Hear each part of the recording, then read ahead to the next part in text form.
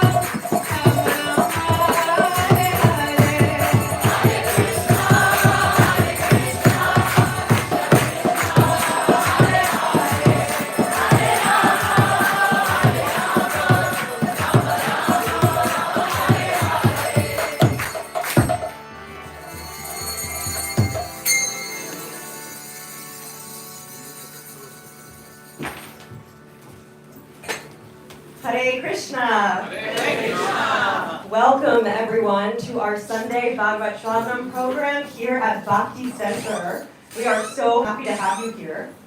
First, I just want to say, hit the alarm, love it. First, I just want to say thank you so much, Mani and our kirtaniyas, for leading us in such a beautiful kirtan to kick off this morning's program.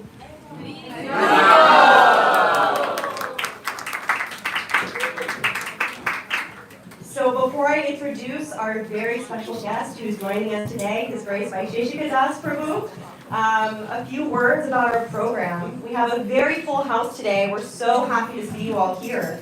Is this anybody's first time at Bhakti Center? Oh, so many hands, so many hands. Yell out a few places you're visiting us from. Wisconsin. Wow. Canada. Another Canada. Atlanta. Florida. Vermont. Michigan. Chicago. Upper West Side. Wow, and so many others, I'm sure. We are so happy to welcome you here for the first time at Bhakti Center. Thank you so much for being here with us today. So for those of you who don't know, the layout of the program will go as follows. So we just obviously had some lovely kirtan. We will have a wonderful class by His Grace Vaisesika Prabhu. And then we will have more kirtan. We'll have arti for their lordships. And then we will take prasadam in the back, which is our sanctified vegan lunch that has been offered with love and devotion to the Lord. So I will go ahead and introduce our special speaker today. So joining us, we have His Grace Vaisesika Prabhuji. He is a seasoned yogi, an author, and a speaker with over 40 years of experience in Bhakti Yoga and serving Srila Prabhupada's mission. Formerly a monk, he now shares his insights on personal development, spirituality, and leadership with very diverse audiences including corporations, universities, and nonprofits. He's based in San Francisco, in the Bay Area. He is also a key figure in building a very thriving spiritual community in Silicon Valley alongside his wife, Miracle Dasi.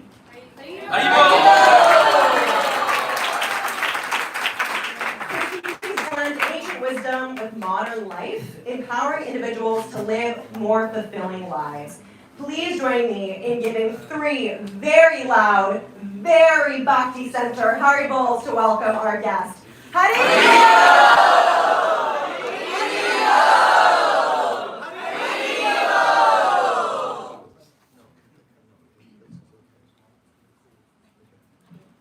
And please give another 3 very big Haribols for his wife, Miracle Dasi. Thank you for joining us today.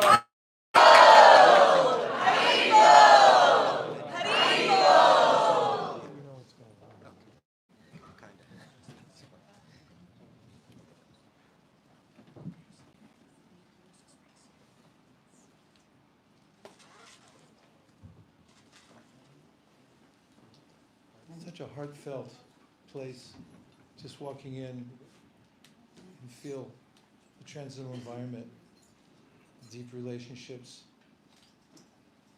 and I have a deep gratitude for Srila Radhanath Swami. It's wherever he goes, he creates such an environment. Grateful to him, and grateful to all of you for holding this space, so that people can come from anywhere in the world and have a transcendental experience. I do meet people regularly who have been to the Bhakti Center and who feel uplifted because of their experience here. So the painstaking work you're doing by keeping this space transcendentally pristine and offering the programming that you do for people of various levels of interest is well worth it. Thank you very much for all you do. Hare Krishna. Come on, give yourself a big hand.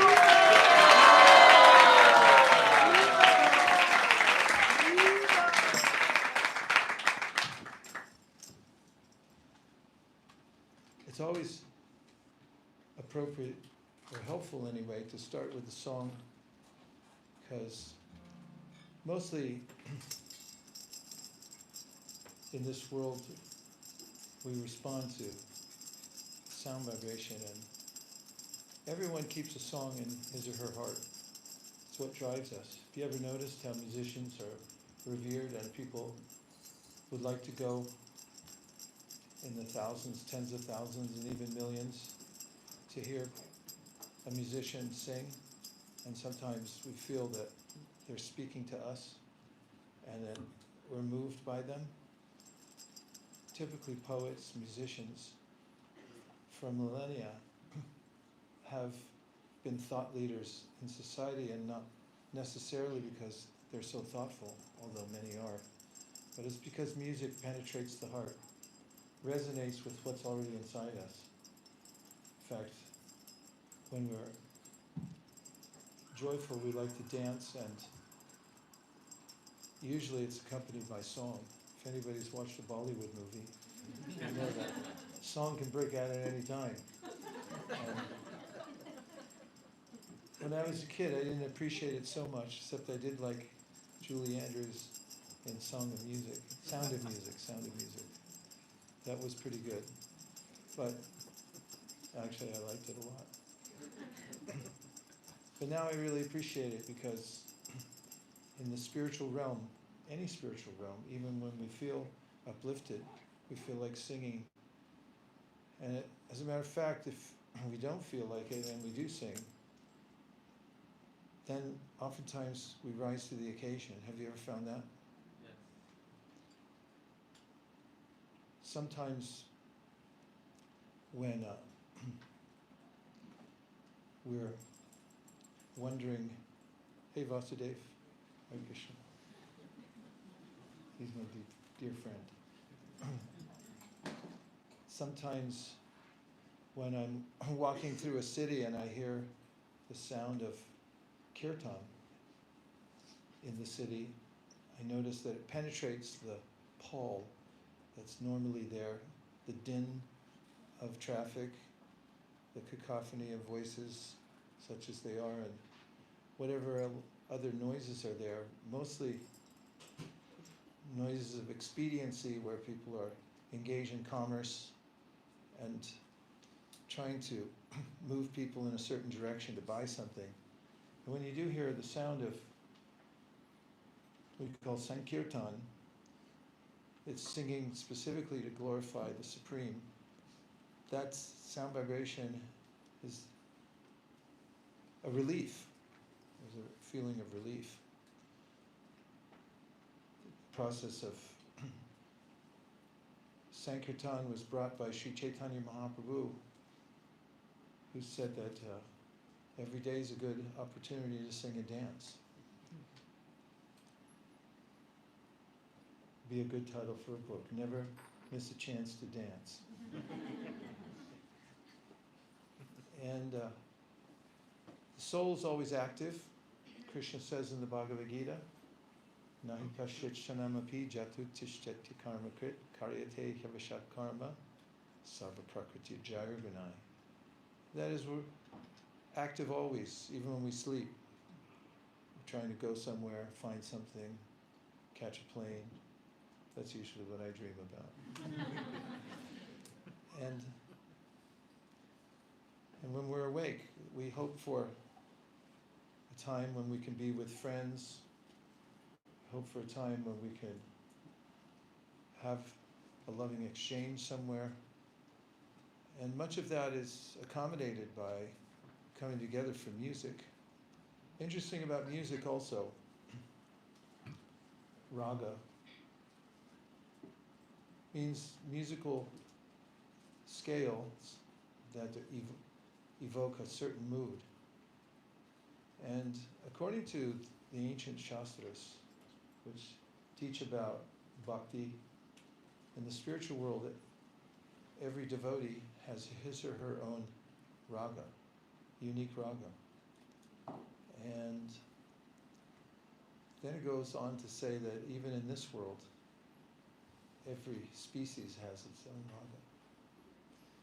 So we are resonant with the sound of music.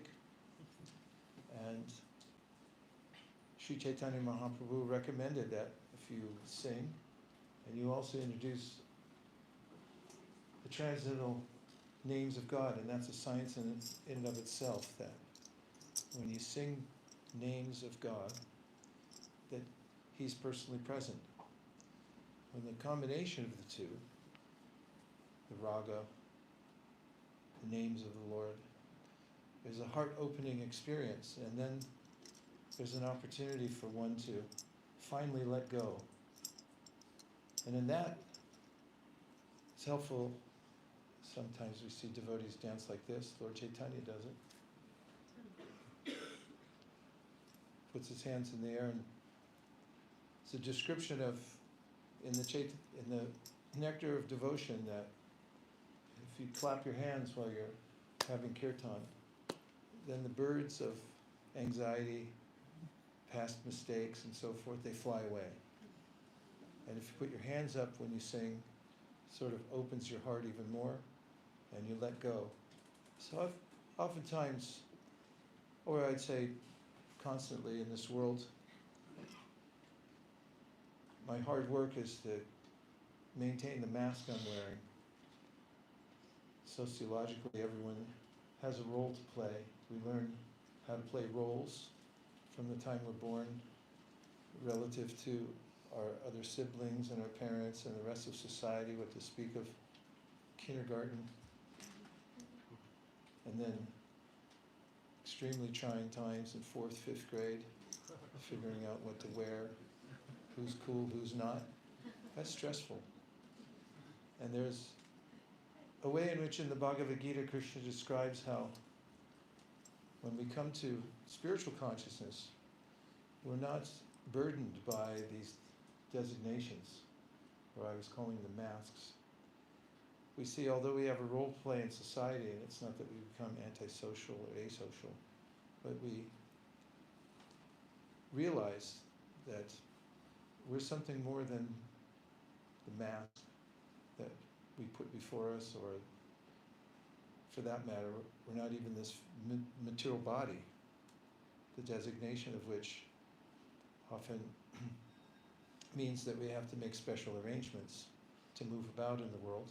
That doesn't stop either, but we're aware of it, that we're not our body. And in Bhagavad Gita, Krishna says that a person who's spiritually aware sees all living beings equally, because he or she sees beyond just the covering, the material body, and may see varieties of people, but is equally amenable to each one of them, knowing that there's a spiritual soul within inside. What to speak of the fact that God's within the heart of everybody. So for that matter, Srila Prabhupada describes the physical body to be a tabernacle. I just wondered what a tabernacle was. And then I was at the airport and I saw a prayer room and I went inside. They're in airports, you know that? Prayer room. And I went in and I found a tabernacle. It's a box where people come and worship. There's a spiritual essence inside the box, but nomadic tribes would take it with them and they would worship the Supreme there within the box. And you can see how the metaphor works so well, because if you look around anywhere in New York City or even in this room, you'll see that everybody's a tabernacle.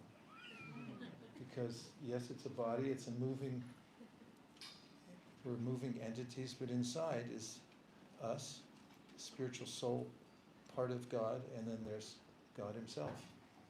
And in the Sri Upanishad it said, Yasmin sarvani bhutani atmaivad bhujanataha tatrako mohakashoka ekatvam manupashitaha.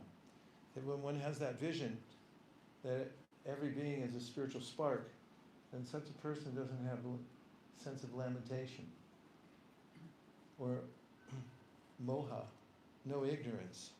They don't act ignorantly towards other people. They act in an enlightened way towards other people, and they also don't feel anxiety. And yastu sarvani bhutani atmani vanupashati sarva bhuteshu chatmanam tatonam jakupsate.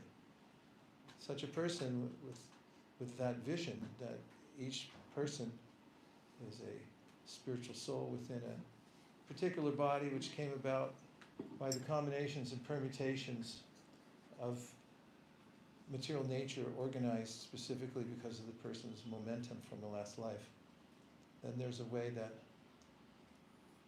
such a person is never disgusted with others.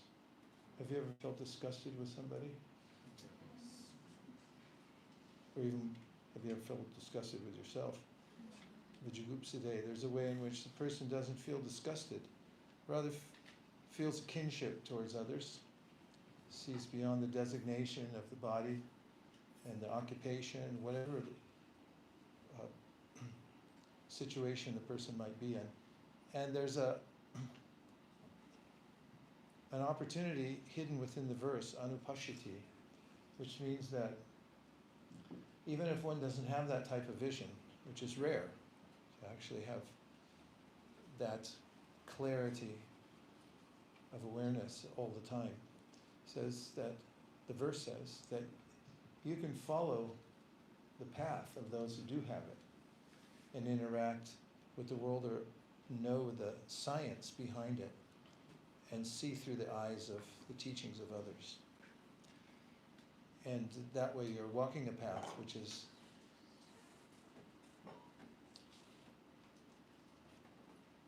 the path of enlightened engagement with the world. What do you think so far? Haribol. Well, if you give me a book, I'll read from it too. Do you have a suggested book? What would you like me to read from or talk about?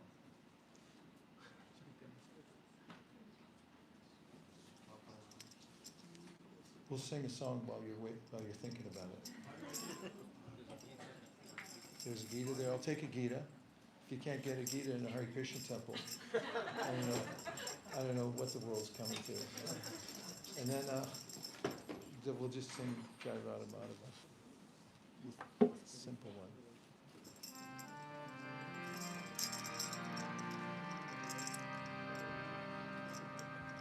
Jaya Radha Madhava Kunja Bihari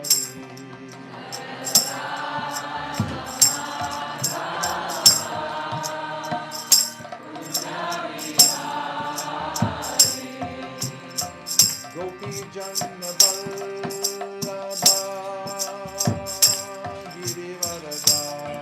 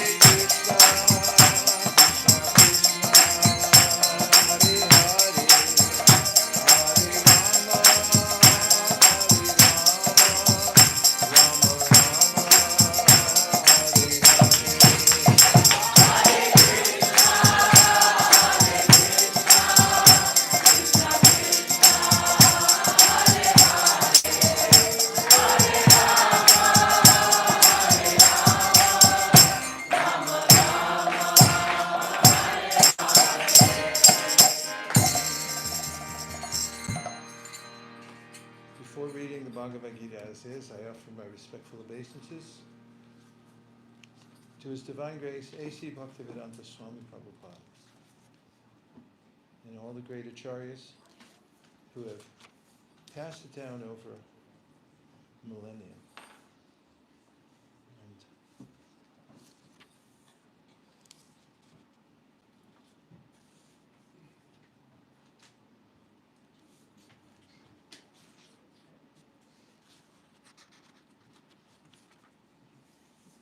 would you like to hear something from the Gita? Yes. Okay. At Bhagavad Gita 14:18, Krishna speaks the following to his student Arjuna. Urdhvam gachanti sattvastam madhye tishtanti rajasa jaganya guna vrittista adho gachanti tamasa. The translation: those situated in the mode of goodness gradually go upward to the higher planets.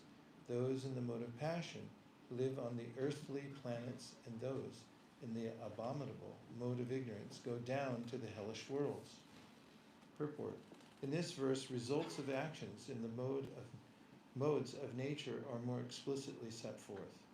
There is an upper planetary system consisting of the heavenly planets where everyone is highly elevated. According to the degree of development of the mode of goodness, the living entity can be transferred to various planets in this system. The highest planet is Satyaloka or Brahmaloka, where the prime person of this universe, Lord Brahma, resides. We have seen already that we can hardly calculate the wondrous condition of life in Brahmaloka. But the highest condition of life, the mode of goodness, can bring us to this. The mode of passion is mixed. It is in the middle, between the modes of goodness and ignorance. A person is not always pure, but even if he should be purely in the mode of passion, he will simply remain on this earth as a king or a rich man. But because there are mixtures, one can also go down. People on this earth in the mode of passion or ignorance cannot forcibly approach the higher planets by machine. In the mode of passion, there is always a chance of becoming mad in the next life. The lowest quality, the mode of ignorance, is described here as abominable. The result of developing ignorance is very, very risky. It is the lowest quality in material nature. Beneath the human level, there are 8 million species of life: birds, beasts, reptiles, trees, etc. And according to the development of the mode of ignorance, people are brought down to these abominable conditions. The word tamasa is very significant here. Tamasa indicates those who stay continuously in the mode of ignorance without rising to a higher mode. Their future is very dark. There is an opportunity for men in the modes of ignorance and passion to be elevated to the mode of goodness. And that system is called Krishna consciousness. But one who does not take advantage of this opportunity will certainly continue in the lower modes. So in the Srimad Bhagavatam, in the first canto, second chapter, Sutta Goswami begins speaking to the sages at Naimisharanya. And there he says, Partiva dharano dhumas tasmadagnis tarimayaha tamasastu rajas tasma sattvam yad brahmadarshana. And that means that there are stages of life that we go through based on the three modalities of the world: goodness, passion, and ignorance. And here he gives a metaphor, does Sutta. He says that the mode of ignorance compares to wood. And that wood, when dried out, becomes a potential for a fire, well, actually there's earth, Parthiva. Starts with earth. Then comes wood. Then comes fire. So the mode of ignorance is compared to earth. It's a metaphor that is describing our involvement with material nature and the effect on our consciousness, which goes with another metaphor. I'll come back to the first one in a minute. And that is that there are entities in this world that are considered covered. There's covered consciousness. What do you suppose would be indicated by the terminology covered consciousness? What entities in this world? There's lots of them in New York City, especially outside the houses. Trees and plants? Do you want to vote on it? Trees and plants? You going to vote for that? We only got one vote. 2 votes, 3 votes, okay. You started something. Campaign. Yeah, trees and plants. They're conscious. They produce flowers, and they also have some volition. You notice they grow around things, they catch on and pull themselves up. Do creepers. They go all over the place. I'm always impressed by their resilience. They spring back, cut them back. And I notice with wisteria especially, they're tenacious. They send out runners that'll go to another yard, somebody else's yard, and start growing over there until you figure out. Some of them, some jasmine, they'll find a crack, go into somebody's garage, start climbing up. There's obviously a will to expand. They go for the light. They respond to light. They like light. They drink it. And so they're there. They're alive. And then, besides covered consciousness, there's a next stage of animals where they're not completely covered. You'll notice that they express emotions that we can relate to. They have love for their offspring. They lament or become disturbed when they're separated from their offspring. Prabhupada has given an example that when he lived in Vrindavan, and they have bars in the windows often, for good reason, especially for animals, monkeys and so forth, who are normally up to no good, especially the rhesus monkeys. They like to break things for no good reason. The langurs are not such rascals. They're very polite, actually. If you give them a banana, they'll go, thank you very much. But the rhesus, I saw a lady coming out of Radhakund one day, and she had a whole bag of bananas, and she thought that she would be a philanthropist and offer them one by one to the monkeys. And 2 really big monkeys came at her and said, "Here." And they said, "No, the whole thing." Because they summarily started fighting over. And so Prabhupada was at his window, and as he called it, a little baby monkey, he called it a kitty. The kitty got in through the bars and came inside, and the mother monkey was outside. And Prabhupada said she practically went crazy, had a separation from her kitty just for a few minutes. And Prabhupada was able to help move the little baby monkey back out, and then the mother was reunited with her little baby, and then she went away happy. But you notice that the consciousness is not covered per se, but it's just slightly covered. And then Bhaktivinoda Thakur is describing these gradations, and he comes to human life. Because there is, as described in the Vedas, there are 8,400,000 species of life. And human life is rare. Labvam sadurlabamidam bahusam bhavante manushamartadam anityam api hadira. It's very rare to get a human life out of all the species. There are more ants in New York City than humans. True or false? There are more ants under the Bhakti Center than all the people in New York City. True or false? You might know. So when we come to the human form of life, the Srimad Bhagavatam says it's rare. Labvam sudurlabham. Sudurlabham means it's rarely achieved. You can't put in for it. You win a kind of a lottery of the species and come into the human form of life. Labvam sudurlabham idam bahusam bhavante. Out of many, many species and opportunities, coming into human life is rare, rare, rare. Manusha martanam anityam apihadira. It's temporary like all the other bodies, but it's extremely valuable because you can trade it in. You like trading things in? Do you like trading up? Well, you can do that. The human form of life means, although you have a temporary body, you can trade it up by developing your consciousness in this one lifetime. Even though it's temporary, it has a beginning and an end.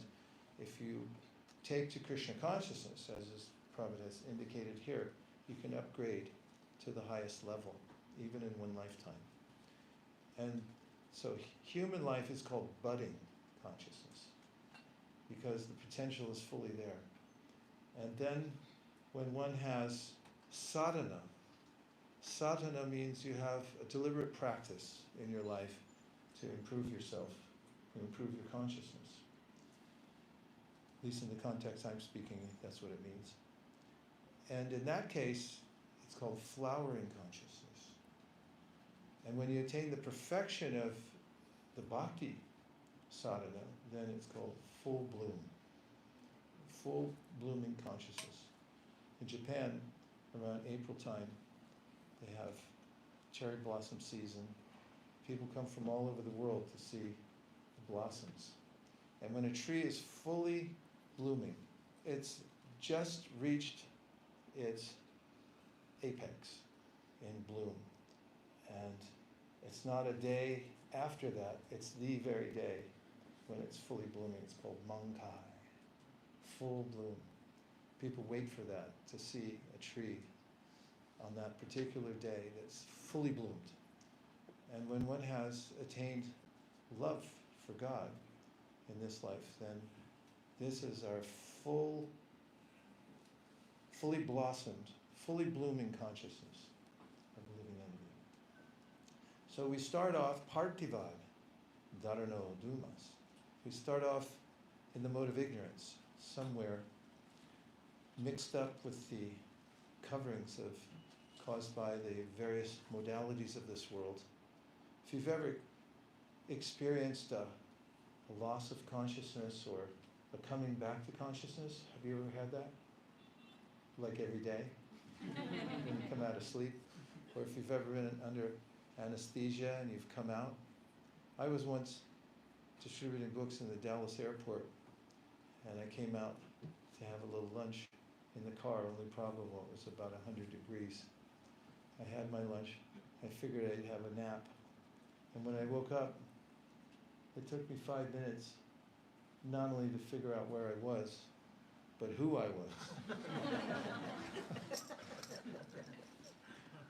And in those liminal states, we can observe that we are subjected to varying kinds of consciousness. In Partivad, you may see even in this lifetime a kind of wooden-like consciousness, sometimes called Jada Buddhi. If you've ever heard in the prayers that we sing for prasadam, have you ever heard? Of course you have. It's the best loved song in ISKCON. I won't sing it now because I might lose everybody in the class or have more people come up from below. It's, for those of you who don't know, it's a song written by Bhaktivinoda Thakur about the glories of taking prasadam, which means spiritual food offered to Krishna.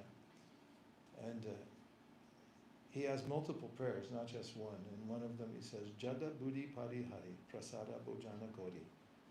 And then if you have Jada Buddhi, he says, which means your mind is like a stone. Stone-like conscious. That's the mode of ignorance. Partivad dharano dumas. You like wood or stone. Or like earth. Stone is earth. Earth, stone. Then you can awaken by taking a little prasadam. It's the antidote. Partivad dharano dumas tasman agnis trayimeha. So there's a way in which then from earth comes wood, wood can dry out, and then it can become fire, transformation into fire.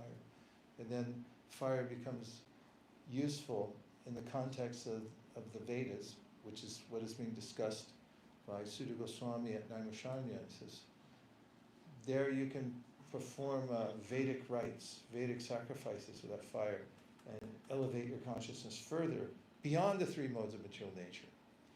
And what's more, Sattvam Yad Brahmadarshanam, when you come to this fire-like consciousness, then you're granted a unique view of the world.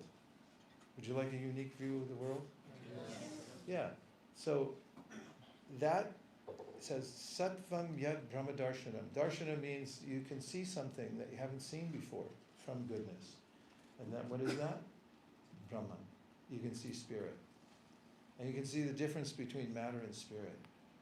And this is the objective of human life, according to Krishna in the Bhagavad Gita.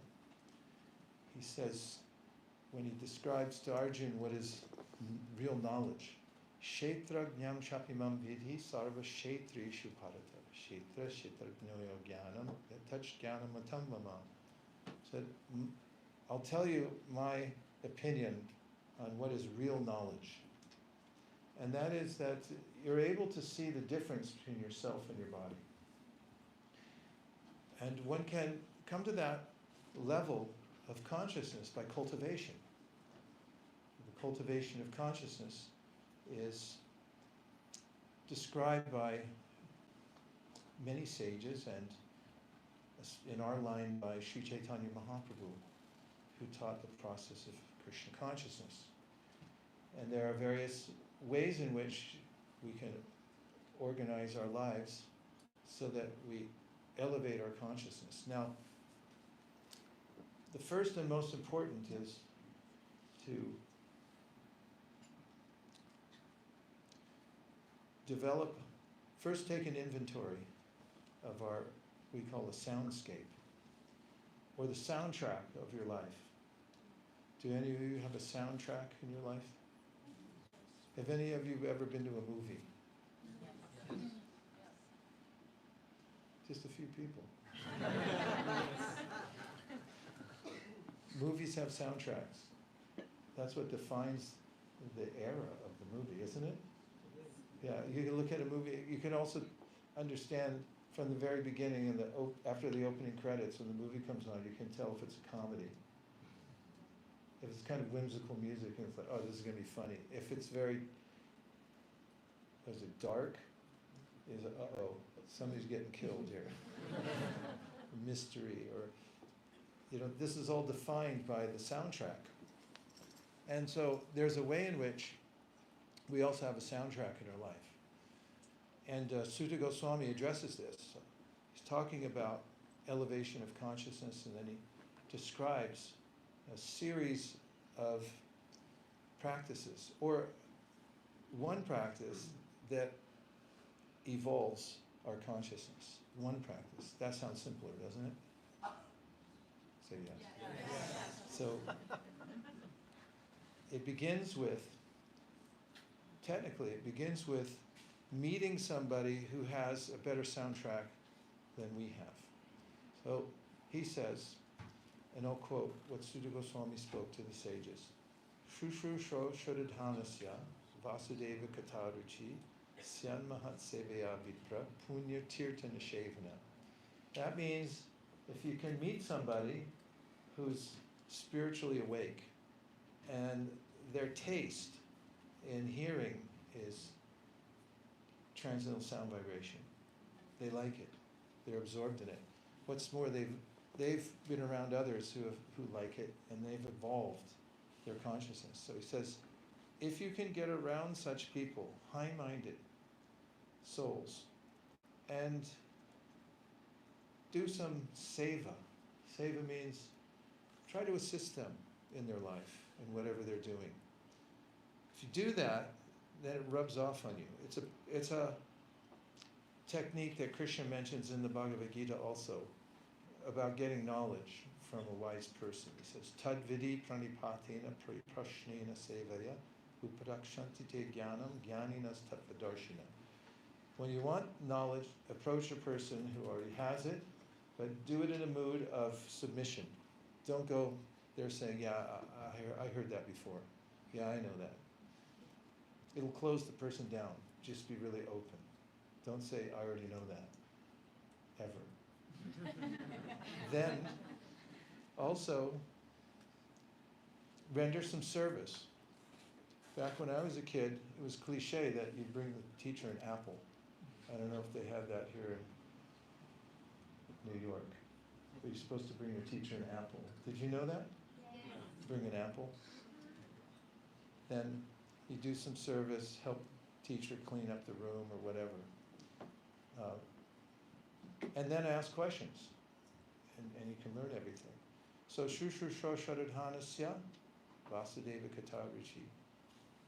When you do that, then you start getting a taste for hearing a transcendental sound vibration. You get it from other people. It's like you catch it. It's infectious. Bad things we know about, or the anomalous factors of the world, kind of virus-like things that get in us that cause a reaction. Is this ringing any bells? And it spreads. I'll leave it at that. Then that happens also when you get around people who already have that soundtrack in their lives. It's infectious. So he first says, Sutta Goswami says, get around them, try to serve them, be open-minded, listen, and then you'll develop a taste yourself, and then you'll start with a mini practice, something that you can accommodate. You can start wherever you are. So then he says, he gives this key verse. It's about how we get help. And this is one of the exciting features of spiritual life. We're not alone in the world. We're actually accompanied all the time by Krishna, who's within our heart. And he's waiting for us to remember him and to approach him, because he wants us to make the first move. So, Sutta then says, Shrinvatam swa kata Krishna, punya shravana kirtana, hridyantaksto hibadrani, vitunoti suritsatam. So in this verse it says, when you start your practice, you hear about Krishna from those persons who are already talking about Krishna. You can read the dialogues of people who are talking about Krishna. Can you think of any dialogue like that? Bhagavad Gita? It's a dialogue, right? Who's involved in the dialogue? Krishna, Arjuna, Sanjay, Dhritarashtra. There's all these conversations going on. What happened now? And then there's a description. And what about Srimad Bhagavatam? Any dialogues there? Nothing but dialogues, one after another. Stories within stories, nested stories, all the way through of conversations that are going on. So it says, Shrinvatam swa kata Krishna. If you listen to that, kata means conversations. If you listen to those conversations by reading them, reconstituting them by reading them from the book, or listening to those who are discussing them, then Krishna within the heart begins to help you clean house. And by house we mean the consciousness. And he's there as our well-wishing friend, known as Vitunoti. Please say the word. Vitunoti. Now this has an interesting context. It's also a fantastic metaphor. And if you want to look it up later, feel free, or even now if you want to, but not everybody at once. But a vidunoti is an instrument for cleaning cotton. And it has cords that you pull taut. And then you put the cotton on top and you vibrate them. And then the impurities in the cotton fall through. It's usually in a little cabin-like unit where they're installed, and then the cotton becomes fluffy and clean. So the idea is that by the vibration of spiritual sound, topics about Krishna, then the impurities that are there within our consciousness are winnowed out, literally. And we're left with pure consciousness. Srinvatam Swakata Krishna Punya Shravana Kirtana. What's more, we're filling our bank account with spiritual credits. Punya Shravana Kirtana. Just by listening, you become spiritually wealthy. Would you like to be spiritually wealthy? Yes. Just say yes. Yes. And then Punya Shravana Kirtana. Hridyan Taksto Hivadrani, because Avadrani, anything that's troubling you, it will be diminished because of the hearing and chanting. And then Vidunoti Suritsatam. Why is it? Because Krishna's in your heart and he'll help you to do it. And now I'll take a few reflections or questions to expand the conversation in the direction you'd like it to go, but not too far off track.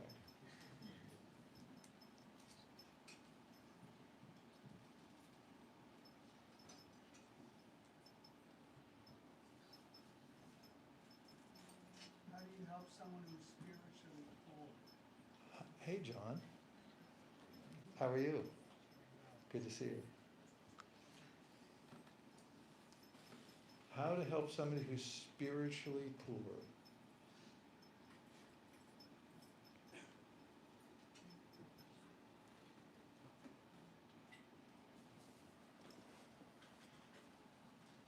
Well, I think of when Prabhupada came to America, he had that awareness that people may be wanting some spiritual wealth. And it's interesting that he signed his letters and the notes that he wrote when he was coming to give spiritual wealth. With the sign-off was, you're insignificant, insignificant beggar. He called himself an insignificant beggar. And it's interesting that on one side, metaphorically, beggar is supposedly very poor.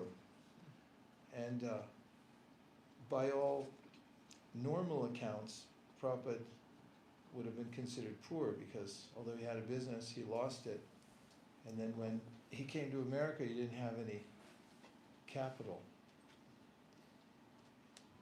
But he did have an awareness of how to make people who were spiritually poor rich. And he employed a formula here in New York City where he publicly chanted Hare Krishna. And he also invited people to listen to Bhagavad Gita. And those who had previously been spiritually poor, just by listening, Punya Shravana Kirtana means that if you just listen, then you'll notice for yourself that you're getting spiritual strength. This is what you can compare to spiritual wealth. When you notice that you have you have the ability, for instance, to control your senses the way you plan to do it. Most people can't do that. In fact, it's legend that people are on diets, and then one day they find themselves in a corner of their house with an empty half-gallon of ice cream and a spoon in their hand, and wonder how they got there. Or many other such escapades in our relationship with our senses that tend to demand things that are not good for us. People are addicted to so many things, and we may notice that by hearing from those who have the wherewithal, due to having association previously, they have that strength of heart, sense of integrity, that they can follow their plan. They can give it to others by association. It's one of the most prevalent of recommendations given by Lord Chaitanya and also by Krishna in the Bhagavad Gita. In fact, he says in Gita, a verse I personally think of frequently. Purusha prakritisto hi bhunkte prakriti jangunan karanam guna sangosya sarasadyoni janmasu. And it means that everyone's where they are now because of their association, because of their previous associations, and we can almost predict where they're going to be in the future due to their present association. Therefore, if one wants to give spiritual wealth, first of all, it's helpful if you have some. And whatever you have, amazingly, in the science, did you know there was a science of spiritual mathematics? That the more you give, the more it grows.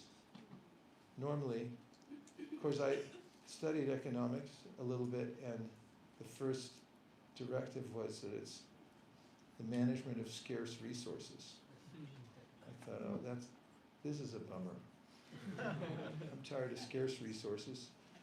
But in the Chaitanya Charitamrita, it's described how Lord Chaitanya and his associates distributed Krishna consciousness to everybody indiscriminately.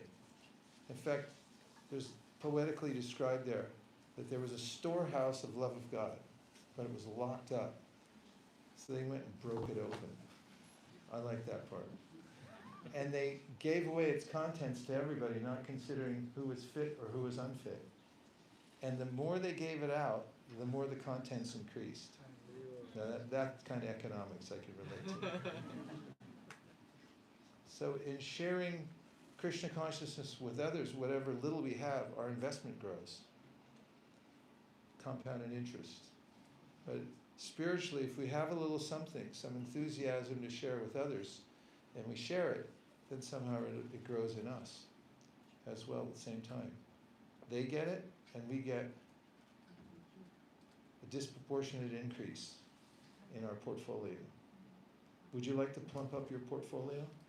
Yes. Say yes. Yes. So arrange ways to share whatever good fortune you have, share it with other people, because then it grows for you. John? Okay? Yes.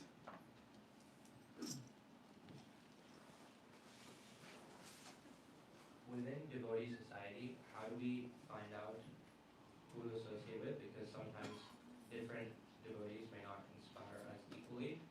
And how do we know that if other people are saying that this association is good, but it doesn't elevate us, and how do we know if it's our problem, or is it our problem, or is it some, like, in general, how do we find out how to select devotee association within devotee society? We have to follow your heart, and devotional service, Prabhupada said, is according to one's taste. Not everyone has the same taste. Even though it may be true that somebody's highly elevated, they may not be your cup of tea. Oh, I shouldn't have said that. Or your cup of herbal tea. And so feel free to move about the universe and find your niche. Everyone has to have a niche where they feel comfortable and you have kindred spirits around you. Meanwhile, we offer respects to all Vaishnav devotees, Lord, in fact, to all living beings. In fact, in the section of the Srimad Bhagavatam in which Krishna talks about bhakti, does that mean it's over? And Nirkula said it is. It's 12:30, so it's finished, right? I'll just finish this point. All the other teachings that Lord Krishna has to Uddhava are voluminous on Sankhya Yoga, on Karma Yoga, on the three modes of material nature, mystic powers, everything. But when you come to Bhakti, you'd be surprised. It's a tiny little section. And when you look through the section, you find that Krishna says, a Vaishnav is one who has deep humility within his or her heart and sees Krishna everywhere. Vaishnava offers respect even to a dog. Like, we read that in Govardhan Hill, a group of us, maybe Shami Pras was there, and we were going every day around Govardhan Hill. So we read that the night before, and we went early in the morning for our Govardhan Parikrama. We got up to Uddhava Kund, and there was a dog, and he was on his back. He was kind of going like this. And we all thought the same thing at the same time, about 7 of us. And we got down and offered our obeisances to the dog. The dog was looking up and he goes, huh? So he was, then he flipped over to look at us like, no one's ever done that. And we were remembering just the simplicity of Krishna consciousness, that offering respects to all. But just as we should be discriminate in who and how we deal with different kinds of people in the world, as is mentioned in the Bhagavatam, Ishvare Taradineshu, Bali Sheshitu Satsucha, Prema Maitri Kupopeksha, Yakaroti Samadhimaha. Similarly, our acharyas say, we should find a place where we have the association of devotees who are like-minded and hopefully more advanced than ourselves. If you're the smartest one in the room, you're in the wrong room. And I thank you very much. This is like a puddle jumper class, a little short trip where you put the luggage, you hand it off before you get on the plane. It's a very short flight. I wish we could have more time, but thank you very, very much for coming, and I hope that the soundtrack of your life, you can, and I'll just make a statement. Please invest in the soundtrack of your life, because every iota that you spiritualize it is the degree to which you will advance spiritually, have spiritual wealth, and then have plenty to share. Dear Srila Prabhupada, dear Shri Chaitanya Mahaprabhu, Shri Radha Murlidhar, Shri Giriraj Maharaj, Shri Nishingadev. If you so desire, please empower us to upgrade the soundtrack of our lives and then make the soundtrack of New York City transcendental. Thank you for considering our request. Om Tat Sat. Everyone agrees with this prayer in whole or in part. Please unmute and say Hare Krishna. Hare Krishna. Vanchakalpatarushya kripasindhabevacha patitanam pavanebhyo vaishnavebhyo namo namaha nantakoti vaishnaviniki jai Gopre Manande. His Grace Vaisesika dasa Guru.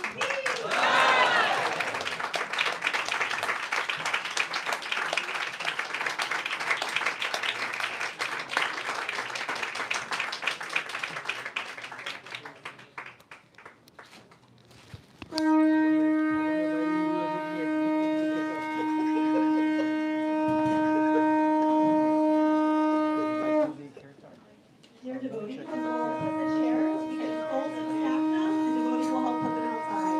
We will now have kirtan.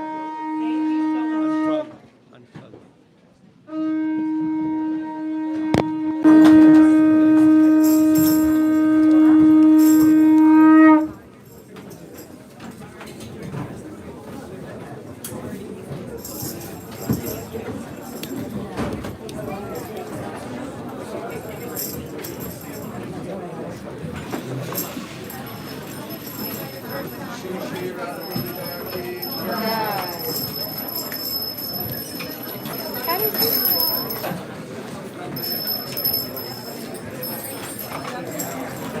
so much.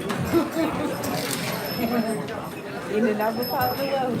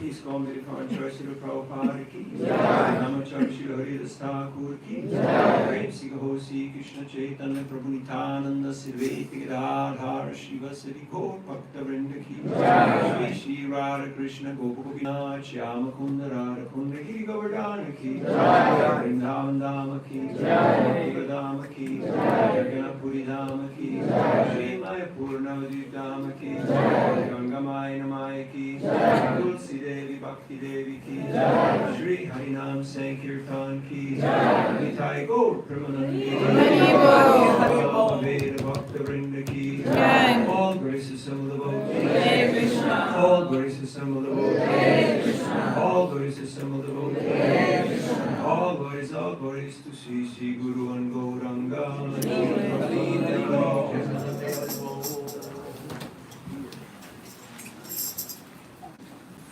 Namaste Narasingaya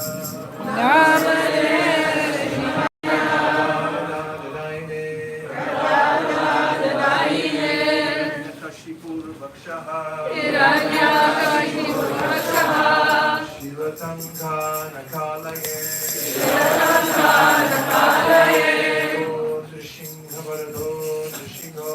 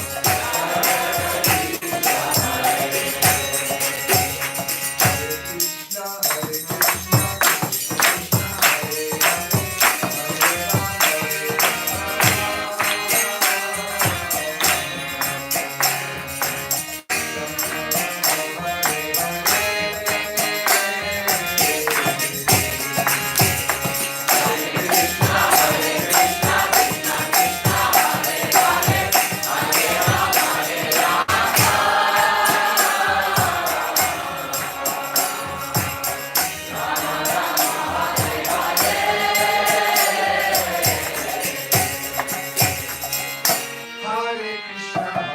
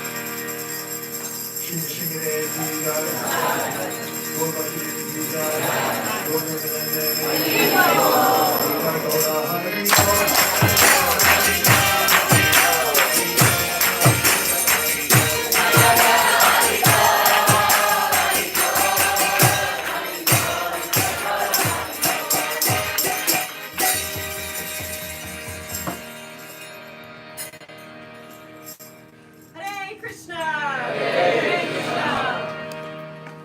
Whoever is in possession of the mic, thank you so much, Prabhus! Hare Krishna, we're going to do announcements in the round today. How exciting. Thank you so much, everyone, for joining us for our Sunday program. We have this program every week, and we'd love to see you all back. Before we break and take prasadam, a few announcements to share. So today, how many people were at Rath Yatra yesterday? How many people got wet yesterday? Okay, well, let's keep the good times going. So today, So we're gonna get wet too? we'll see what happens. It looks a little cloudy, but dry skies. But to keep the mercy flowing, there is a kirtan mela at ISKCON NYC, which is Radha Govinda Temple in Brooklyn. They're having an open house from 12 to 10, so you can leave from here, go over there, and keep the Rath Yatra spirit flowing for the rest of the weekend. Other announcements at Bhakti Center. We have our Bhakti Center fundraiser on June 21st, which will be a very special evening. Our foundation to future. We have our special guest, His Holiness Radhanath Swami Maharaj, will be joining us. That will take place on June 21st from 5 p.m. to 7 p.m. It's at 335 Greenwich Street in Manhattan. All of this information is available on our website, in our temple WhatsApp group, and in our temple newsletter. So we encourage you to sign up, check our socials, subscribe to those email lists so you can keep up to date on all of the news, especially while Maharaj is in town with us. Just a few more announcements. Stay with me, folks. We've got another exciting speaker coming next weekend. His Grace Hari Parshad Das will be joining us. So we'd like to see each and every one of you back here for that program as well.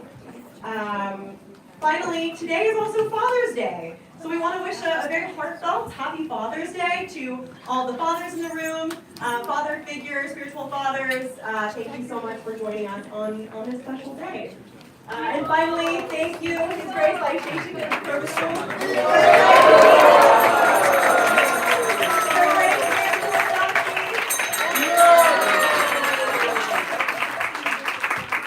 These are community-run programs. So we appreciate your support. If you're inspired to give anything, we have QR codes in the back to give digitally, and there will also be a bowl. And again, thank you so much for joining us here today. Please enjoy prasadam, and Hare Krishna. We'll see you next week.